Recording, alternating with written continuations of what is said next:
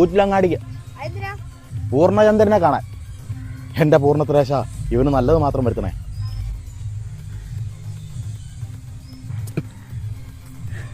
ആ ജോഷി ഡോക്ടറെ, ഞാൻ ഡോക്ടറിനെ കാണാൻ അങ്ങോട്ട് വരുമായിരുന്നു. ആ എന്നാ അസുഖം? എൻ്റെ പൊന്നു ഡോക്ടറെ, നേരം വെളുത്തപ്പോൾ തൊട്ട് ഒരു വക കൊണാന്നുള്ള ചുമയും മയിരുന്നുള്ള പനിയാണ്. ചുമയ്ക്കുമ്പോൾ കഫം പറയല. പറയലല്ല പറയൂലെന്ന്. ആ എന്നാ ഒരു കാര്യം ചെയ്യും, ശ്വാസം അങ്ങ് വലിച്ചു വിട്ടെ.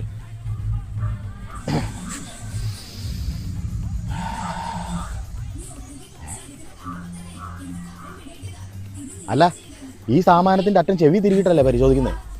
ഓ മയില് മറന്നുപോയി. ആ മരുന്ന് വേറെ വല്ലതും കഴിച്ചായിരുന്നോ? വേറെ ഇപ്പം എന്നാ കഴിച്ചതെന്ന് ചോദിച്ചാൽ ആ കണാരം വൈദ്യൻ്റെ കയ്യിൽ നിന്ന് ഗുൺഗുണാതിലേഹ്യം വാങ്ങി കഴിച്ചായിരുന്നു. എന്നിട്ടിപ്പോൾ എന്നാ ചുമയുടെ കൂടെ എറിഞ്ഞ് തൂറ്റുമായി. എന്നാൽ തൂറ്റിനുള്ള മരുന്ന് ഞാൻ വേറെ തരാം. ഇപ്പം പനിയുടെ ഒരു ഇഞ്ചക്ഷൻ തരാം, കൂടെ പോരെ. ഇതാരാ കൂടെ വന്നേക്കുന്നേ? എൻ്റെ കെട്ടിയോള് ദാക്ഷായണിയാ. ആണോ? പുള്ളിക്കാരിക്ക് താടിയൊക്കെ ഉണ്ടല്ലോ. അത് കഴപ്പ് മൂത്തിട്ട് കരടി നെയ്യ് എടുത്ത് തേക്കുക. കഴപ്പിൻ്റെ കാര്യം പറഞ്ഞപ്പോഴാണ് ഓരത്തിന് വല്ലാത്തൊരു കഴപ്പ്. ആർക്ക്? ദാക്ഷായണിക്കോ?